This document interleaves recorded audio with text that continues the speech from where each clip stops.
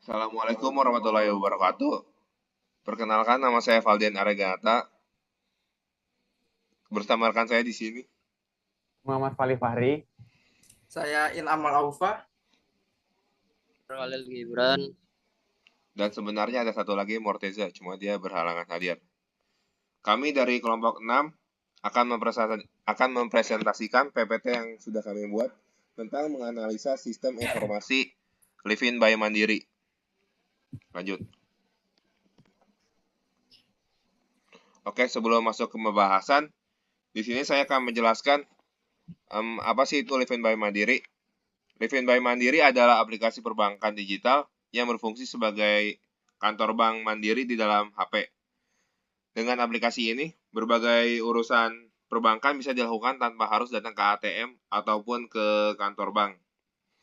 Melalui Livin Mandiri, pengguna dapat melakukan banyak hal seperti transfer uang, membayar banyak tagihan, serta mengisi token listrik ataupun lain sebagainya.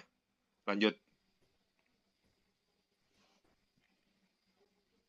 Oke, yang kedua itu tunjuk pengembangan. Yang pertama itu mempermudah transaksi. Jadi di aplikasi ini kita dipermudah sekali ya, seperti pembayaran dari aplikasi online shop, atau bayar listrik, bayar tagihan wifi, air, dan lain-lain. Yang kedua ini all in one. Semua kebutuhan transaksi dapat dilakukan dalam satu aplikasi, seperti QRIS. Jadi kita nggak perlu bawa uang tunai lagi. Nah, yang ketiga nih, histori transaksi atau mutasi rekening. Jadi kita nggak perlu jauh-jauh ke KCP terdekat untuk ngeprint bukunya. Oke, lanjut. Nah, yang kedua, ya selanjutnya ini siapa yang menggunakan? Yang menggunakan Livin by Mandiri ini sebenarnya umurnya dari 17 tahun ya, start 17 tahun. Nah, penggunanya ini dari 2024 sampai 2025 itu ada 27 sampai 30 juta pengguna. Nah, mayoritas pengguna Livin by Mandiri ini Gen Z dan generasi milenial yang nyaman bertransaksi lewat aplikasi di ponsel. Oke, lanjut.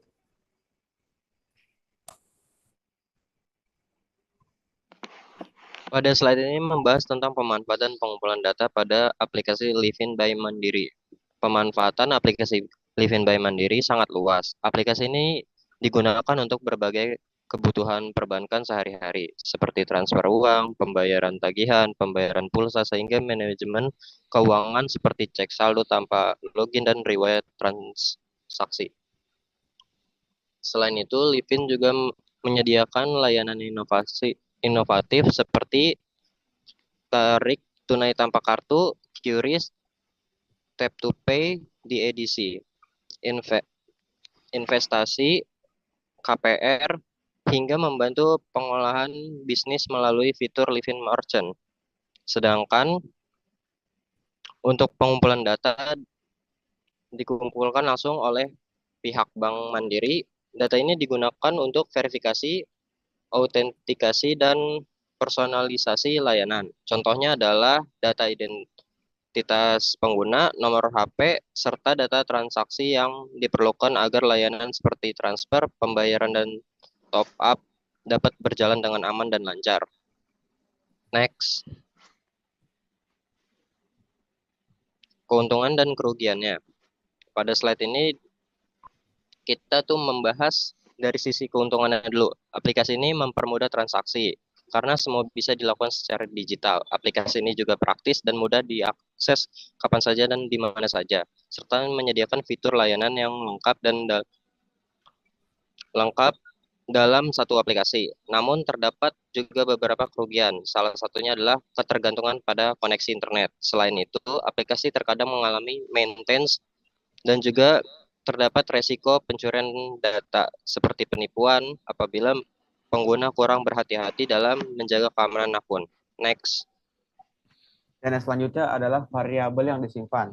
Yang pertama itu ada data identitas nasabah.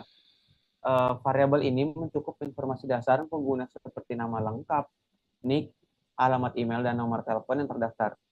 Data ini berfungsi sebagai identitas utama dalam proses KYC atau Know Your Customer, sehingga bank dapat memastikan bahwa pengguna aplikasi adalah pemilik rekening yang sah. Dan poin yang kedua adalah data rekening dan keuangan. Variabel ini meliputi nomor rekening, saldo saat ini, jenis tabungan, hingga limit transaksi harian. Penyimpanan data ini memungkinkan aplikasi untuk menyajikan informasi finansial secara real-time kepada nasabah kapanpun dibutuhkan. Dan yang selanjutnya ada data login dan keamanan. Di data login dan keamanan ini adalah lapisan pelindung privasi nasabah. Variabel yang disimpan mencakup username, kata sandi yang terenkripsi, serta data biometrik seperti sidik jari atau Face ID. Semua data ini dikelola dengan standar enkripsi tingkat tinggi untuk mencegah akses yang tidak sah ke dalam akun. Dan yang terakhir ada data transaksi digital. Setiap aktivitas yang dilakukan pengguna mulai dari transfer antar bank, pembayaran QRIS, hingga top up e-wallet akan tercatat dalam variabel ini. Rekam jejak atau mutasi ini sangat penting sebagai bukti transfer dan memudahkan nasabah dalam memantau histori pengeluaran mereka.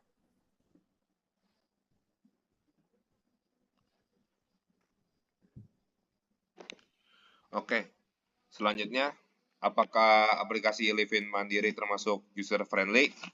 Menurut kami, iya. Karena bisa dilihat di sebelah kanan slide PPT, aplikasi Livin by Mandiri ini memiliki user interface yang mudah dipahami. Karena dari segi tata letak, Livin Mandiri ini termasuk rapih. Karena di beranda, semua fitur sudah ditampilkan, jadi pengguna tidak pusing dengan beranda yang ditampilkan. Oke, lanjut. Oke, apa saja yang kurang dan yang harus diperbaiki? Nah, menurut kami, kekurangan aplikasi Livin by Mandiri ini terletak pada kinerja server yang belum sepenuhnya optimal ya. Pada kondisi tertentu, aplikasi mengalami keterlambatan saat diakses, mengalami loading yang sangat lama, sehingga proses transaksi menjadi kurang efisien bagi pengguna. Oke, lanjut.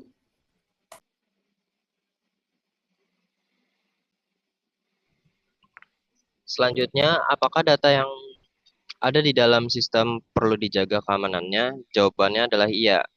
Hal ini dikarenakan aplikasi Livin by Mandiri mengelola data yang bersifat sensitif dan rahasia, seperti data pribadi dan data keuangan pengguna. Jika data tersebut disalahgunakan, dampaknya bisa sangat serius, seperti kerugian finansial, penyalahgunaan akun, hingga pencurian identitas. Oleh karena itu, keamanan data menjadi hal yang sangat penting demi perlindungan pengguna dan menjaga kepercayaan terhadap layanan perbankan digital. Next.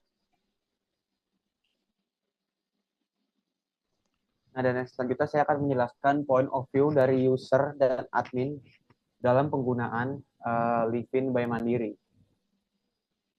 Dari sudut pandang pengguna atau user, pengguna dimulai dari proses yang sangat intuitif. Dan yang pertama tuh registrasi dan keamanan. Pengguna memulai dengan mendaftar nomor HP dan data kartu debit maupun kredit. Keamanan divalidasi secara instan melalui kode OTP.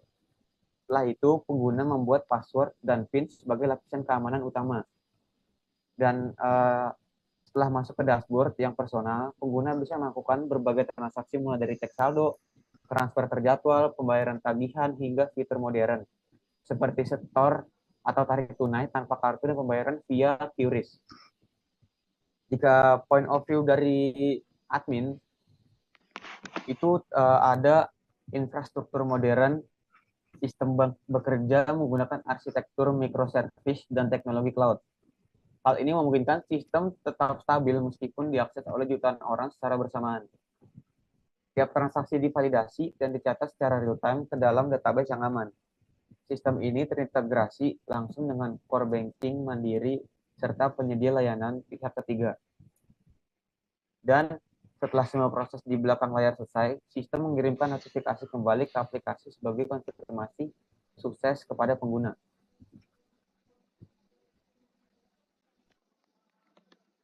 Oke, sekian presentasi hari ini. Kalau ada kesalahan mohon dimaafkan. Wassalamualaikum warahmatullahi wabarakatuh.